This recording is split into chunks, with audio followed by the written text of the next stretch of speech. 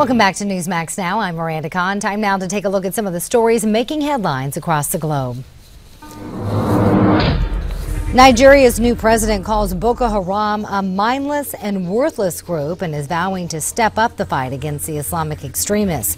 Secretary of State John Kerry is in Nigeria today. He's expected to offer U.S. assistance in the fight against terror. German Chancellor Angela Merkel says her country is willing to work with the British Prime Minister as the UK seeks to work on European Union reforms. But both the German and British officials failed to say which changes are actually achievable. Security officials in Switzerland had to stop pro-Palestinian supporters from disrupting the FIFA meeting going on today. Dozens of demonstrators banged on the doors. As you can see, the building inside FIFA members considered whether or not to suspend Israel.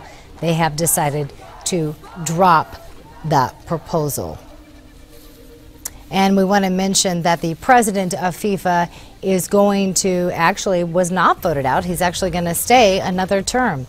In other news today, officials in Thailand say they are working on a long-term solution to the recent migrant crisis that's been happening in Asia. Thousands of ethnic minorities have been pouring into that region. Now the Thai foreign minister says the goal is to find them jobs and give them a better quality of life. And Army General Ray Odierno says he's, quote, incredibly disappointed to see what he calls a fractured Iraq. The Army's top general says he expected Iraq to be doing better than this and admits the problem lies within leadership. Odierno says Iraqi forces need to have the will to fight. And again, as we mentioned, Sepp Blatter. Sepp Blatter. Sepp Blatter, yeah. Sorry. I want to say Sepp, but Sepp, right. Staying. Are you surprised? I'm very surprised. You know, because a lot of people wanted to oust him. I have to believe that the timing of these arrests were some way tied to trying to oust him from the presidency. And you know, you look at this guy. The implications are there. I'm not saying this; other folks are, but there's no way he could be not in the middle of this corruption when you have the other top officials. And this is a perfect example of a president who is whether you knew or didn't know, you're the president, right, you're the leader. Right, he should take responsibility and fall on his sword and get out of the way. What are you laughing at? I'm laughing at us because we both said it at the same time. Jinx, you can't talk anymore for this. All Just right, kidding.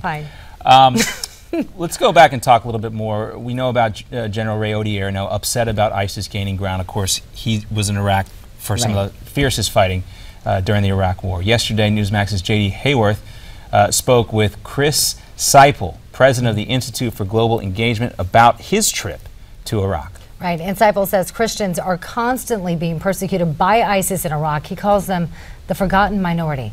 Let's listen. And there are no Christians left there. They're all gone. They have all fled to northern Iraq, to Iraqi Kurdistan, and to Jordan. Kurdistan and Jordan are the places that have welcomed them the most, and we should be very grateful that they have. But they're not meeting on the Nineveh Plain because the church bells have gone silent. And so now they meet in abandoned homes, abandoned buildings. They're just trying to survive as a community. They long to go home, but they will not go home unless they are protected by international forces, to include the Americans. There's just no way. They don't trust anybody anymore because they've been persecuted and nobody stood with them, as Sister Diana stated. Chris, as I sit here and listen to what you're seeing, as we see footage of Christians displaced, as we see their churches desecrated, where is the United Nations in all of this? Wasn't that the whole notion of creating the United Nations in post-World War II in the situation to help people who are being singled out, being persecuted?